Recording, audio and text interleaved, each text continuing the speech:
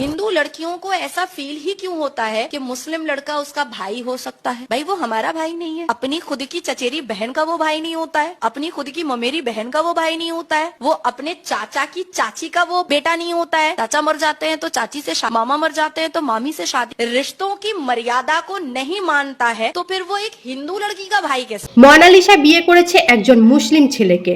नहीं, हम दोनों लव करते थे। इधर घूमने के लिए है क्योंकि हम यहाँ पे दोनों लव करते हैं। और मैंने शादी की है हिंदू रीति रिवाज में, और वो तो सब लव जिहाद बोल रहे हैं, ऐसा कुछ भी नहीं है। তার মানে এটা লাভ জিহাদ বলে, তাই না? মানে লাভ জিহাদে ফেসে গেছে। আরে আপনারা কি ভুলে গেছেন, এটি সেই মেয়েটি যে 2025 সালে মহাকুম্ভ মেলায় নিজের চোখের জন্য মহা ভাইরাল হওয়া সেই মোনালিসা। এটি সেই মোনালিসা যে রোদে গরমে রুদ্রাক্ষের মালা বিক্রেতা। মহাদেবের আশীর্বাদ এমন ভাবে ফলে যে একটি অতি সাধারণ মেয়ে রাতারাতি এখান থেকে একদম এখানে পৌঁছে যায়। ওই চোখ দিয়েই এমন একজন জীবন সাথীকে মোনালিসা বেছে নেয় যা এখন সোশ্যাল মিডিয়ায় ঘৃণার পাত্র। মানে ওই জুটি হলো ঘৃণার পাত্র। সত্যি হঠাৎ করে ভাইরাল হওয়া মেয়েটি 6 মাসের মধ্যে ভালোবেসে ফেলে, এমনকি বিয়েও করে ফেলে। সেটা কোথায়? না কেরালাতে। কেরালা নাকি গোটা ভারতবর্ষের মধ্যে সবচেয়ে সেফ জায়গা বলে মনে হয়েছে মোনালিসার। এটা বিয়ে কম, প্রোপাগান্ডা বেশি মনে হচ্ছে। এবার প্রোপাগান্ডা কেন বলছি সেটা ভালো করে শুনুন, কারণ রিসেন্ট এখন কেরালা স্টোরি 2 মুভি এসেছে। আমার মনে হয় মোনালিসা আর তার হাজবেন্ড একদম জোর কদমে ভেবেই রেখেছে যে আমরা যদি বিয়ে করি তাহলে কেরালাতে গিয়েই করব, কারণ এই মুভি যেটা এসেছে সেটা তো একদম প্রোপাগান্ডা। মানে লাভ জিহাদ বলতে কিছু হয়ই না, এটাকে আমরা পুরো ফেক বলে ওই মুভিকে কাউন্টার রিপ্লাই করার জন্যই হয়তো বিয়েটা করেছে। না মানে আমার তো এটাই মনে হচ্ছে। আর লজ্জার বিষয় তো এটাই, এই মেয়েটির আশেপাশে যত মহিলা পুরুষ আশেপাশে ঘুরছে, যারা আশীর্বাদ দিচ্ছে ভালো থাকো জীবনে অনেক এগিয়ে যাও বলে এত আশীর্বাদ দিচ্ছে। আচ্ছা তাদেরকে আমি একটা প্রশ্ন করি, যদি তোমার বাড়ির মেয়ে এই কাজটি করতো তুমি কি তাকে সাপোর্ট করতে? করতে না। পরের বাড়ির মেয়ে তো তাকে আশীর্বাদ করা যায়, খারাপ কাজের জন্যও তাকে আশীর্বাদ করা যায়, এগিয়ে দেওয়া যায়, কিন্তু নিজের হলে সেটা করতে না। আচ্ছা ওটাও তো কারো মেয়ে, মনে হয় না কখনো? আচ্ছা 1 বছর আগে এই মেয়েটি কোথায় ছিল?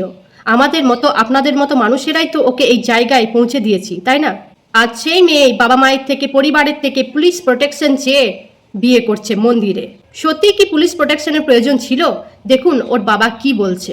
मुझे यहाँ आके पता लगा कि वहाँ से मुझे भगाया गया, वो तो ठीक ही था, पर यहाँ आके पता लगा कि उन्होंने शादी कर लिया। लोगों ने मेरी बेटी का भी बाहर कभी मेरे से 2 मिनट नहीं जाती थी, ऐसा क्या कर दिया तो उन लोगों ने सबने मिलके मुझे भी भगा दिया और लड़की को भी लेके चले गए। मेरा सामान उधर ही छोड़ के चले गए। बहुत रोया भी वहाँ पे कि मेरी लड़की वापस दे दो, मुझे 2 मिनट बात कर लेने दो, बात भी नहीं करवाया। যে বাবা মা সন্তানের ভালোর জন্য এবং তার দিকে যাতে কেউ খারাপ চোখে না দেখে, তাকে কুনজর থেকে বাঁচানোর জন্য সব সময় ঢাল হয়ে দাঁড়িয়ে থাকে, সেই বাবা মায়ের এগেনস্টে রিপোর্ট করছে, সেই বাবা মা পরিবারের এগেনস্টে কমপ্লেন করছে, তাদের থেকে ক্ষতি হতে পারে বলে পুলিশ প্রোটেক্ট চাইছে। সত্যি ভাবার আছে বিষয়টা। দেখুন মোনালিসা বিয়ে করুক চাই না করুক, বা জাতিতে করুক অন্য জাতিতে করুক, সেটা একান্তই তার নিজের ব্যাপার, তাতে আমার কোনো কিচ্ছু আসে যায় না। আমি এটুকুই বলতে চাই যে মেয়ে তার নিজের বাবা মায়ের নয়, সে অন্য কারোর হতে পারে না।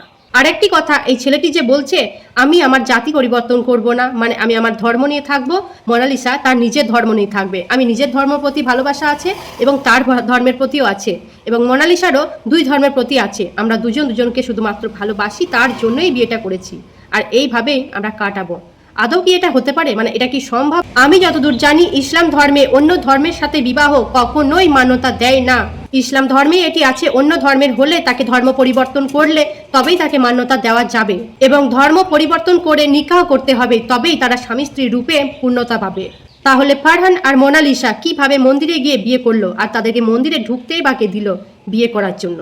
তাকে তার স্বামীর ধর্ম গ্রহণ করতে হবে, বা তার স্বামীকে তার ধর্ম গ্রহণ করে তাদেরকে পূর্ণতা পেতে হবে। তাই আপনারা এটাকে লাভ জিহাদ বলুন বা যাই কিছু বলুন না কেন, সেই ঘুরে ফিরে কিন্তু একটা সার্কেলেই এসে দাঁড়ায় যে হয়তো তাকে ধর্ম পরিবর্তন করতে হবে বা তোমাকে ধর্ম পরিবর্তন করতে হবে, একজনকে স্যাক্রিফাইস করতেই হবে। জয় হিন্দ, জয় ভারত। আর আমি এটি ঠিক বললাম কি ভুল বললাম আপনারা অবশ্যই আমাকে কমেন্টে জানাবেন।